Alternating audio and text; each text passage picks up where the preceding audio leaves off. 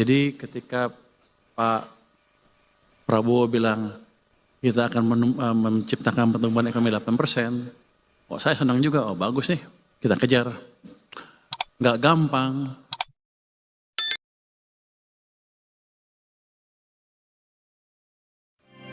Para hadirin, kita sambut Bapak Menteri Keuangan Republik Indonesia, Bapak Purbaya Yudisadewa, untuk memberikan keynote speech pada acara Great Lecture. Dengan hormat, dipersilakan waktu dan tempat.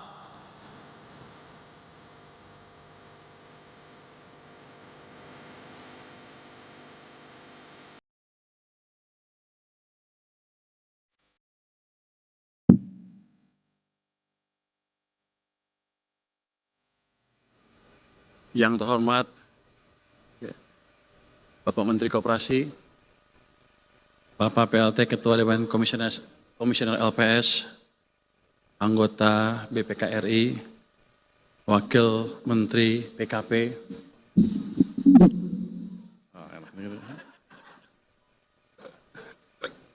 terima kasih. Wakil Menteri Transmigrasi, Ketua Dewan Direktur Great Institute, Bapak Fuad Wazir, mantan Menkyu, senior saya berarti Pak. Bapak Rocky Gerung, yang siap-siap memprotes saya sebentar lagi di medsosnya di beliau. Anggota Komisi 5 DPR RI, Bapak Musa Rajeksa. Assalamualaikum warahmatullahi wabarakatuh. Selamat siang, salam sejahtera untuk kita semua. Ya, pertama-tama saya ingin mengucapkan terima kasih kepada Great Institute yang telah menghadirkan saya pada siang hari ini. Jadi sebetulnya Pak, Bapak-Bapak, ini kegiatan dibuat untuk mendukung saya menjadi ketua LPS lagi. Kata Bang Saganda, harus promosi lu Pur. Siap.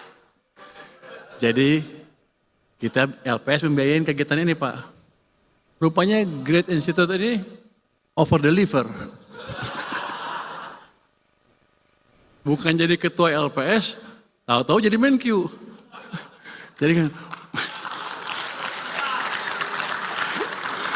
Jadi saya jadi bingung, Bang Saganda gimana ini? Anda salah strategi, kekencengan gasnya, pelanin dikit. Tapi saya bersyukur ditunjuk sebagai Menteri Keuangan, mungkin di posisi ini saya bisa memberi kontribusi lebih banyak dibandingkan di LPS mungkin. LPS juga lembaga penting, tapi duduknya di belakang. Kalau bank-bank jatuh, baru kita bekerja keras. Jadi, tapi di sana gajinya gede.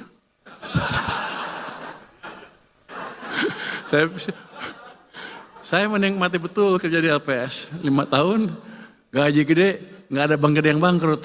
Jadi nganggur. Bulanan nggak boleh ngomong Bu saya Bu ya. Bulanan saya lihat tadi bulan. Jadi waktu dilantik di Kementerian Keuangan, saya tanya ke Sekjen, gaji di sini berapa?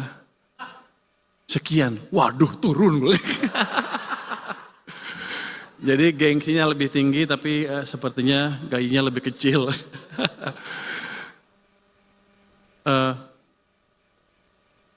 Saya insinyur dari ITB, kemudian belajar ekonomi. Kalau insinyur ITB, orang-orang ITB bilang, lu insinyur yang tersesat katanya. Tapi kalau ekonom bilang apa? Kamu ekonom yang kembali ke jalan yang benar katanya. Ya, dua-duanya berguna lah. Ini udah waktunya 1 jam. Kita mau lihat transformasi ekonomi menuju pertumbuhan ekonomi 8%. Sebetulnya saya nggak terlalu siap karena kesana sini dalam beberapa hari terakhir ini. Jadi ini nggak tahu, mudah-mudahan masih pas gitu. Tapi ini nggak apa-apa kalau nggak pas. Itu memberikan ruang bagi Pak Rocky Gerung untuk kritik saya habis-habisan nanti. Oke, next. Kita lihat gimana sih kita ke arah sananya. Ini kita melihat tren pertumbuhan ekonomi Indonesia dalam jangka panjang.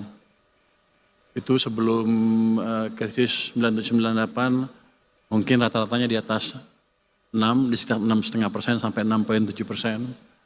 Tapi setelah krisis 98 kita nggak bisa lari dari 5% terlalu tinggi.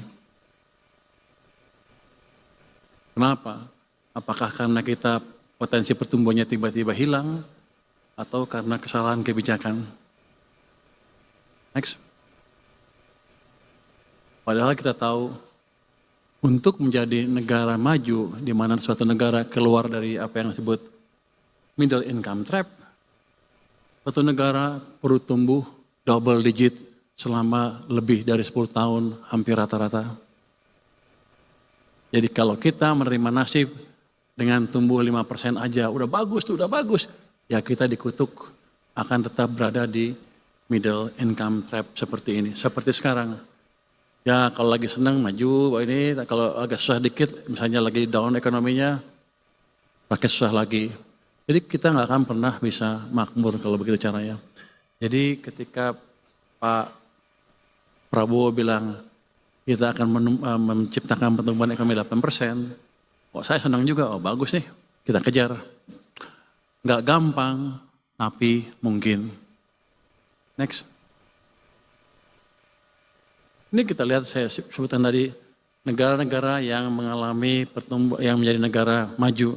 Itu Jepang, kalau Jepang kan kita tahu sekarang pertumbuhannya rendah sekali, 0,1. Tapi kita lihat di tahun 60-an, tumbuhnya itu double digit. Dalam waktu yang cukup panjang. Selamat datang Pak Misbakun. Pak Misbakun bos saya, sebentar lagi saya menghadap dia di sore hari ini.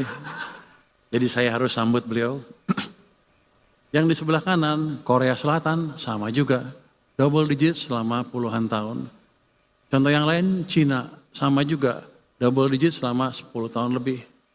Makanya Cina sekarang sudah mau menyaingi atau menyusul Amerika Serikat. Next. Jadi kalau kita mau menjadi negara maju, kita harus berani menuju menciptakan pertumbuhan ekonomi yang lebih tinggi. Dan senjata kita cukup besar. Kan orang sering bilang, oh globalnya rusak. Nggak apa-apa kalau kata saya.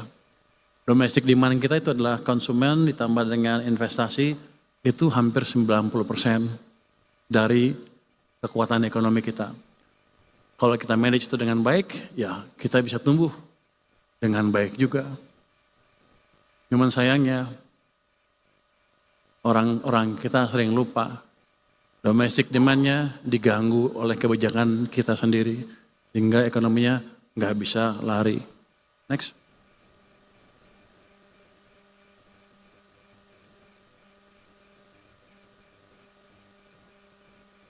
Ada perdebatan.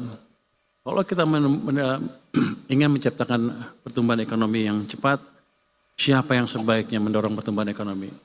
Pemerintah atau swasta? Waktu Pak SBY dulu mengambil alih kepemimpinan, dia cerita tentang buku yang disebut Commanding Height. Itu perdebatan antara private sector dan government sector. Dari pengalaman kita, salah satu aja nggak bisa, harus dua-duanya baru ekonomi kita bisa tumbuh double digit. Kira-kira gitu. Next. Nah ini kalau ini, saya dongkrak anti sedikit. Saya kan pengen dekat ke presiden sedikit ya waktu itu ya. Ya coba pelajarin Sumitro ngajarin apa sih yang disebut Sumitronomics. Ternyata pilarnya 3 Sumitronomics itu. Ini dipakai di Orde Baru ya. Pemerataan, manfaat pembangunan, stabilitas nasional yang dinamis, dan pertumbuhan ekonomi yang tinggi.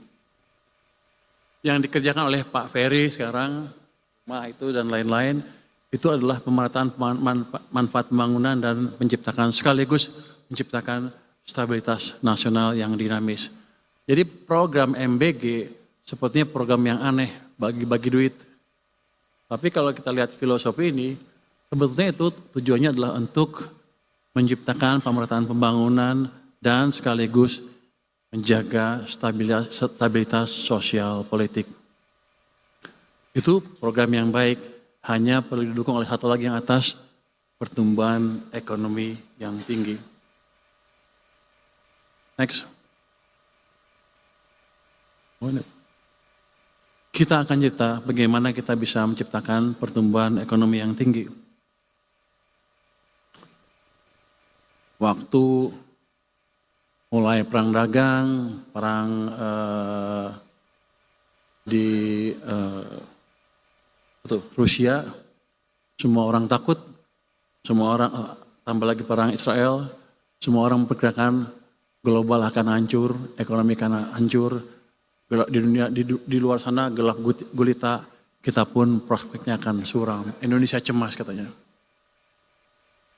Waktu IMF mengeluarkan prediksi, wah Indonesia akan turun ekonominya, dunia akan turun. Saya bilang waktu itu ya, kalau sekarang udah nggak boleh Menteri Keuangan ya, boleh nggak ya? Boleh kali ya. Ini kan boleh ya, ini kan aktivis semua. Jadi boleh kritik-kritik sedikit. Jadi saya bilang, jangan percaya IMF. Mereka nggak pintar-pintar amat. Saya ditegur tuh, kenapa kamu gaya koboi begitu? Tapi memang saya tahu mereka nggak pintar.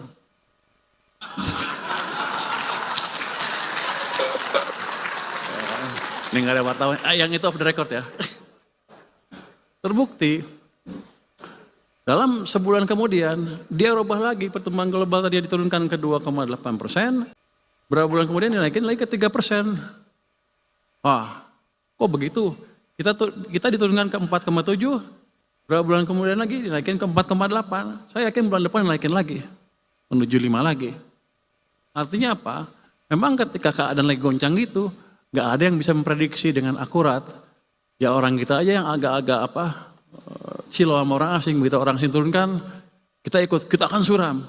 Saya bilang jangan takut, domestic demand kita kuat, kita jaga aja, selesai. Tapi yang ini menunjukkan bahwa ya kita jangan terlalu takut sama prediksi-prediksi asing, mereka nggak sepintar kita juga, nggak boleh ngomong gitu juga katanya. Nggak boleh ngomong mereka nggak sepintar kita. Itu panitia menuduh saya, kamu bilang IMF bodoh ya? Enggak, saya bilang mereka nggak sepintar saya.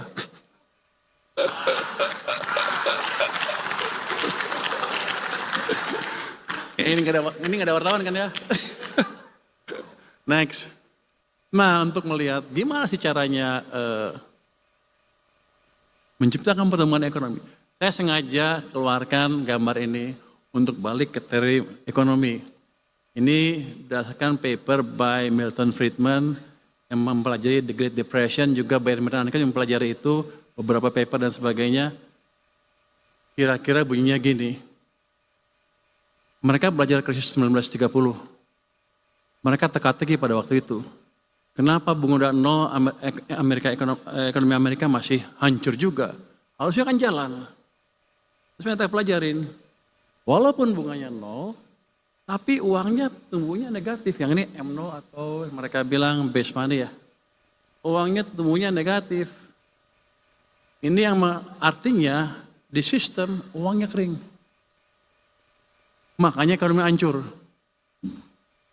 Itu yang menjadi landasan dia mengumumkan teori, katanya kalau Anda lihat kebijakan moneter, jangan dari suku bunga aja. Anda lihat, bahkan dia bilang jangan dari suku bunga.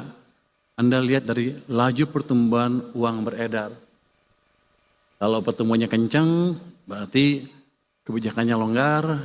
Kalau pertumbuhannya negatif atau nol, kebijakannya ketat di situ. Itu teori dasar moneter. Tapi banyak orang lupa. Termasuk IMF juga kayaknya. Next. Oh itu nggak boleh ya. Tapi saya yakin IMF juga lupa. Next. Saya diketawain katanya. Ada yang di sosmed bilang, dia taruh rumus-rumus MP sama dengan apa gitu. Oh inilah rumus teori Friedman yang benar. Iya, itu buku S1. Saya baca paper S3, jadi saya lebih tinggi jadinya.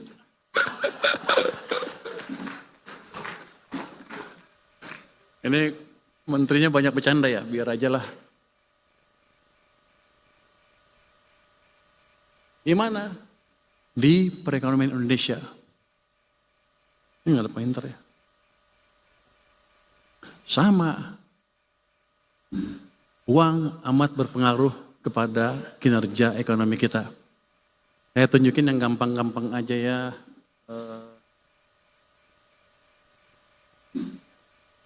Yang hitam adalah laju pertumbuhan M0-nya, yang merah adalah kredit. Anda lihat dari 96 sampai 2014, yang hitam levelnya antara sekian. Yang hitam di sini levelnya cukup tinggi. Tahun 2014 dia jatuh ke sini. Kredit juga pertumbuhannya melambat dari double digit menjadi 7% single digit.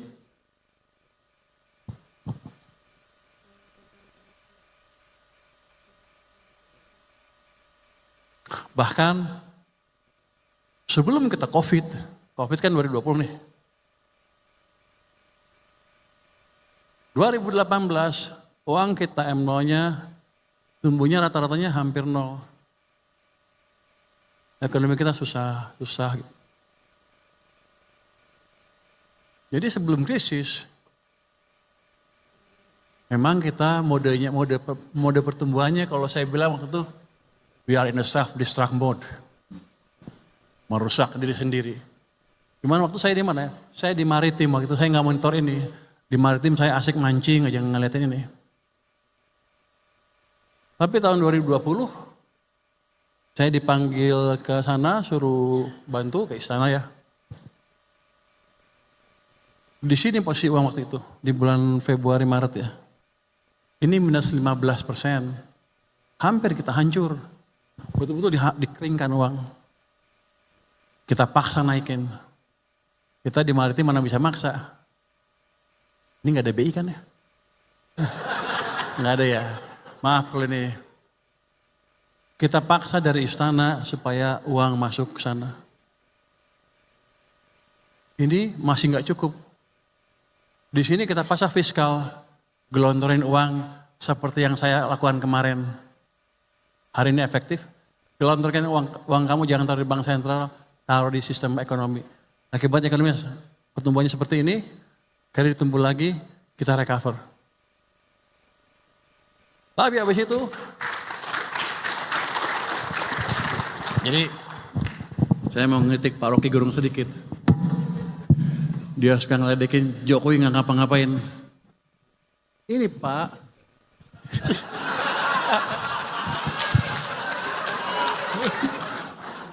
kalau di sana kan dia berkuasa, di sini saya berkuasa.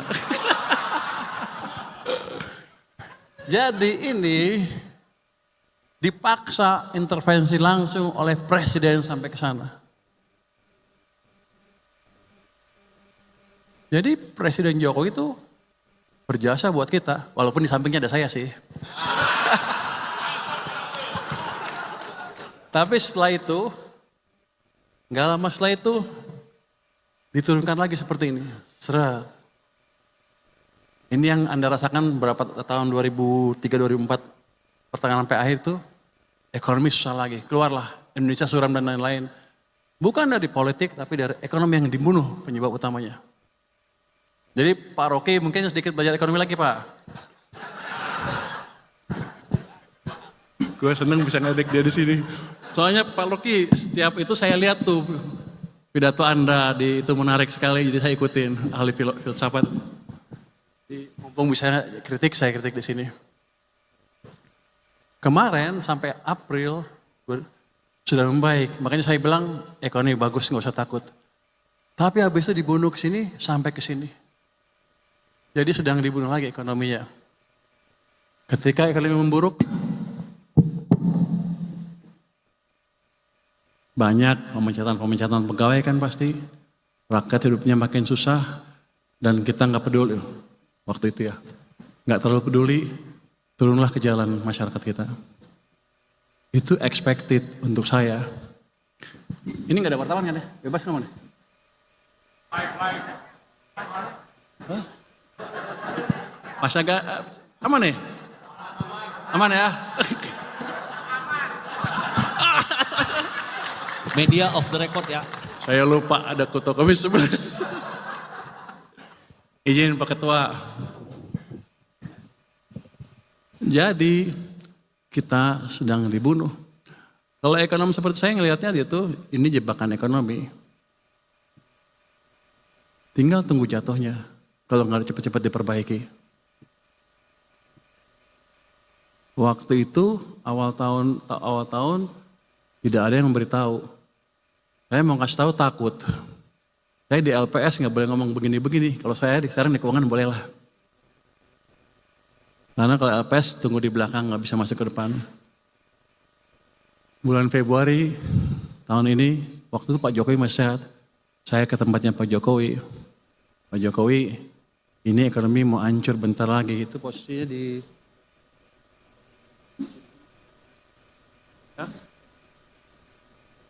Bantu nggak Pak?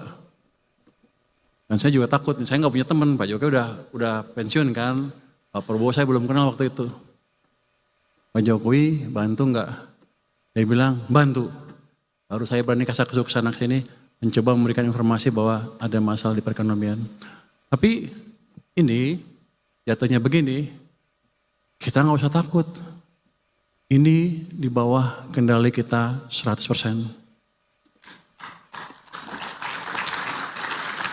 Jadi selalu saya bilang, kita nggak usah takut global dan lain-lain. Kita punya policy dalam negeri yang cukup kuat, domestiknya gede, tergantung kebijakan kita sendiri. Jadi saya selalu bilang, nasib kita di tangan kita sendiri.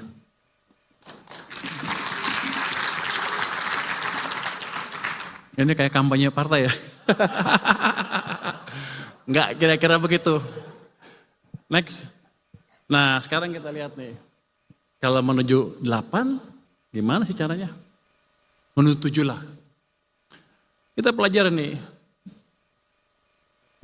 zaman Pak Jokowi, zaman Pak SBY, bangun infrastruktur sedikit kan, pertumbuhan ekonominya mendekati 5% rata-rata. Pertumbuhan kreditnya 21%. M0-nya 17%. Zaman Pak Jokowi ini kasihan, sepertinya dimusuhin. Begitu dia masuk,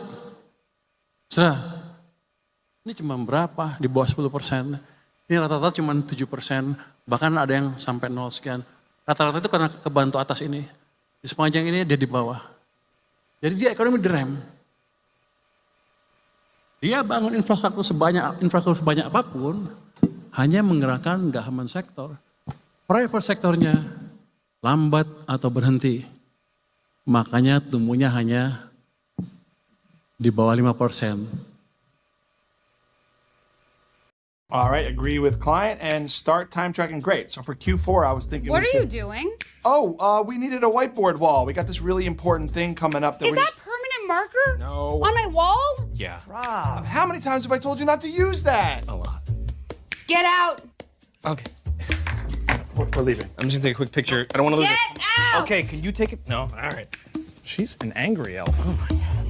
Idiots. With ClickUp whiteboards, the only thing permanent is your productivity. Zaman sekarang, makanya tumbuhnya hanya di bawah 5%.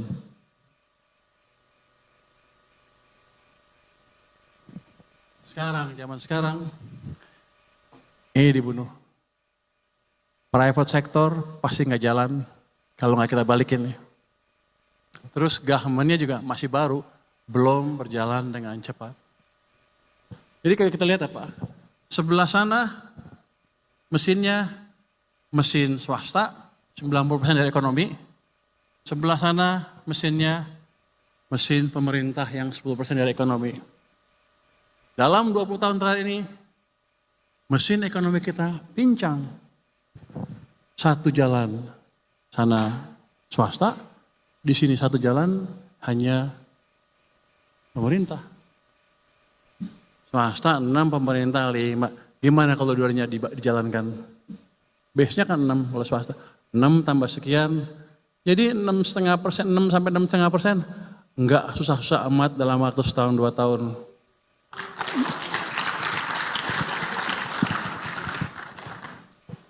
Menteri Keuangan boleh ngomong gitu? Izin ya Pak Ketua. Jadi itu satu modal utama kita. Next, terus gimana cara mengendalikan uang itu? Next, ini saya tunjukin aja. Pada zaman Pak SBY, utang turun. Pak Jokowi utang naik, rasio utang ke PDB-nya naik. Karena emang government led, di sana private led. Next, berikutnya.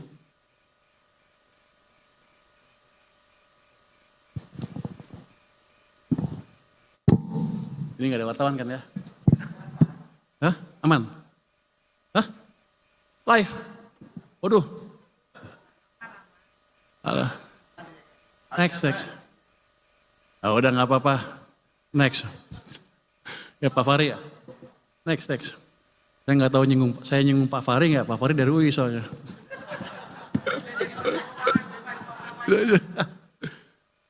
Salah satu yang penyebab kenapa uang itu kering dari sistem seringkali berhubungan dengan kemampuan pemerintah membelanjakan anggarannya. Pemerintah kan ngeluarin utang, tarik pajak, uangnya taruh di mana? Taruh di BI. Mereka pikir, oh aman, uang saya aman di sana, bagus. Tapi yang mereka lupa, ini kan ada sistem uangnya. Tarik sini, di sana kering.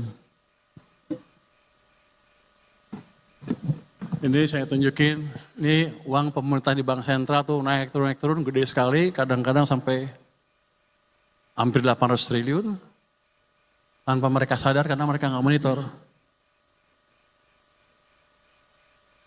Di tahun 2021 saya contohkan ya, waktu uang itu kering, kita paksa uangnya masuk ke sistem di sini. Di bulan Mei 2021, 300 triliun masuk ke sistem, itu yang memulihkan ekonomi.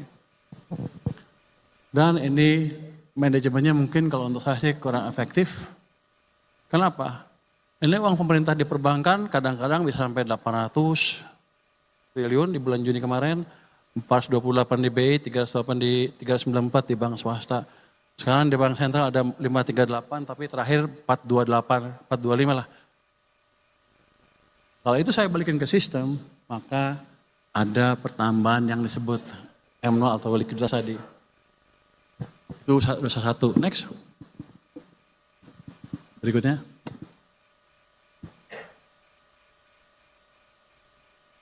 Oh balik sebentar. Anda perhatikan di sini. Desember 2024.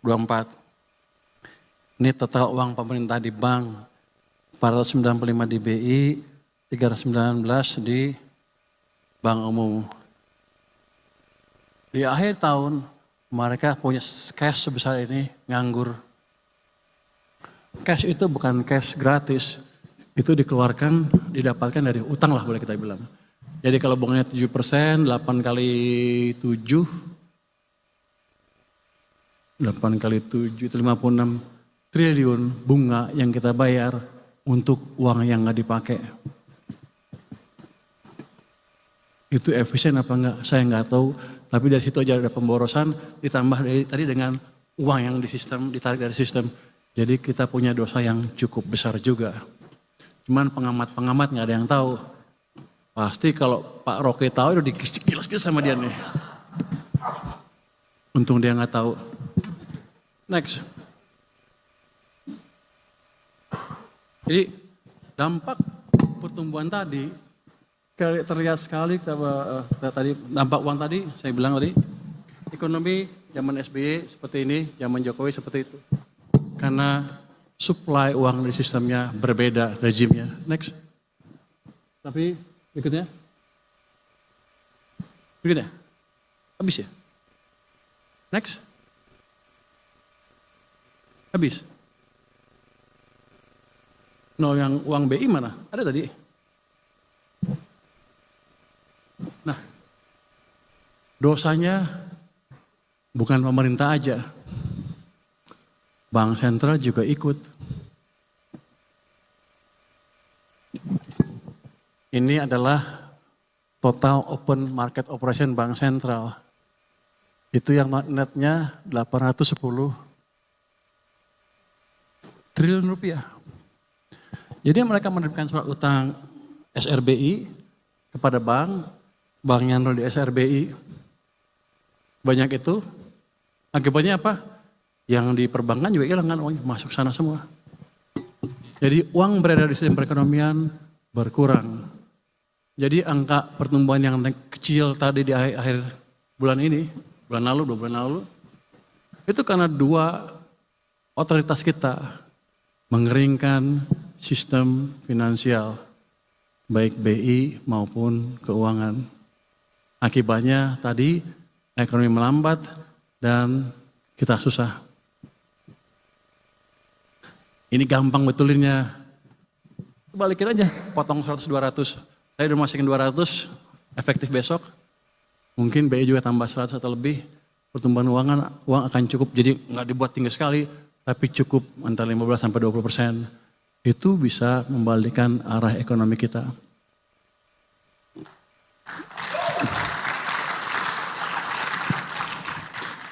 Jadi teman-teman nggak usah takut, kita cukup punya pengetahuan untuk mengendalikan ekonomi. Nggak mungkin lagi kita seperti krisis seperti 97-98 lagi. Kita sudah mengalami beberapa krisis dan sudah teruji, dan pengetahuan ini kita pakai di 2008, 2015, 2020, 2021 kemarin. Sudah teruji, jadi kita bisa berharap ekonomi kita ke depan akan lebih cerah lagi. Nanti, kalau bisa perbaiki ya 6-6,5% bisa lah kira-kira, atau bisa lebih cepat. Baru kita perbaiki engine-engine yang lain. Ini dulu, ini kan quick win. Sebulan 2 bulan udah kelihatan tuh. Swasta nanti akan mulai bergairah semuanya. Nanti kita cari engine-engine yang lain yang semakin mengefisienkan pergerakan ekonomi kita. Kalau ekonomi maju nanti industri juga biasanya industri juga maju tuh. Kalau industri maju, anak-anak ITB gampang kalau cari kerja. Jadi nggak ada lagi anak ITB yang kayak saya pindah ke ekonomi. Tapi nggak masalah. Jadi seperti itu. Jadi fondasi ke arah pertumbuhan lebih cepat bisa kita ciptakan dengan tidak terlalu sulit. Nanti kalau ke 8% baru kita gunakan effort yang lain.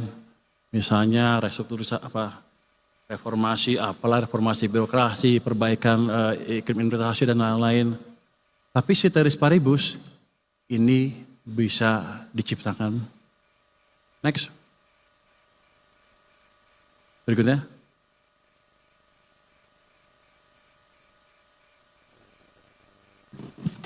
Ini gambaran pasar modal kita. Dia itu mengikuti siklus ekonomi. Ekonomi Indonesia tuh bisa 7 tahun ekspansi, tahun resesi, 7 tahun ekspansi, tahun resesi. Bisa 10 atau lebih. Ini saya tunjukkan di sini. Kita resesi di sini resesi 2020 tahun 2000-an, ekspansi 2008 jatuh sedikit resesi, terus naik 2021 kemarin resesi juga, kemudian naik lagi. Itu 7-8 tahun, kalau bagus 10 tahun. Let's say kita mulai keluar tahun 2021. Kalau siklusnya tetap sama, paling sial kita bisa tumbuh sampai 2028, 2029. Tapi kalau siklusnya bisa perpanjang 10 tahun, bisa 2030, 2031, 32. Tapi yang penting ini, di sini, ini IHSG sahamnya. Pada waktu turun di sini, sampai ke resesi sana, IHSG-nya udah naik dari sekitar berapa nih?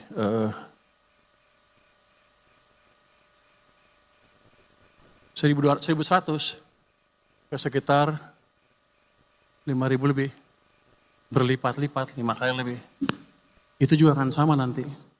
Kalau sekarang seperti mustahil. Sekarang dibanding 10 tahun lalu naik 5 kali lipat. Tapi kemungkinan itu besar dan sudah terjadi. Dulu juga di sini di level apa? 400-an kalau nggak salah. Pas ini turun di 800, 900. Jadi kalau orang yang suka main saham, ya beli saham lah sekarang. Ya, Pak Tito ya.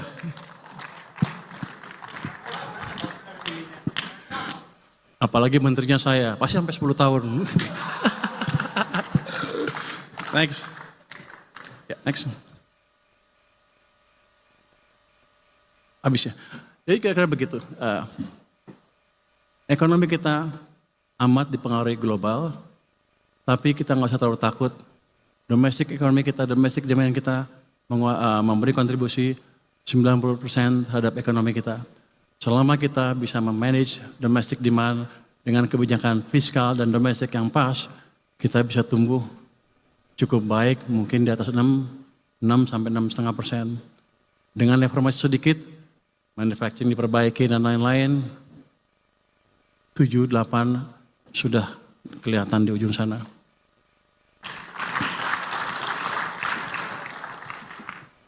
Terus Pak Menkyu mau ngapain lagi? Kalau cuman ngasih duit ke sistem, udah selesai. Berarti besok saya bisa pensiun.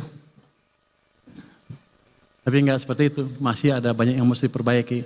Seperti tadi, sebetulnya kan fungsi anggaran adalah menciptakan, antara lain menciptakan pertumbuhan ekonomi melalui program pembangunan kan. Banyak kementerian-kementerian yang penyerapannya lambat karena memang belum bisa atau masih baru. Menteri-menterinya dan pejabat-pejabatnya. Ya langkah saya ke depan ngapain? Saya pasti dalam jangka pendek, saya pastikan selain mindahin uang ke sana, saya pastikan penyerapan anggaran akan bisa lebih baik. Saya akan set up tim di kantor Menko Keuangan, Menteri Keuangan, lupa. Yang memonitor belanja masing-masing kementerian lembaga, dan kalau kementerian lembaganya nggak bisa, kita akan perbantukan orang kita ke sana supaya bisa lebih cepat menyerap anggaran, supaya dampak pembangunan terhadap ekonomi bisa terlihat lebih cepat.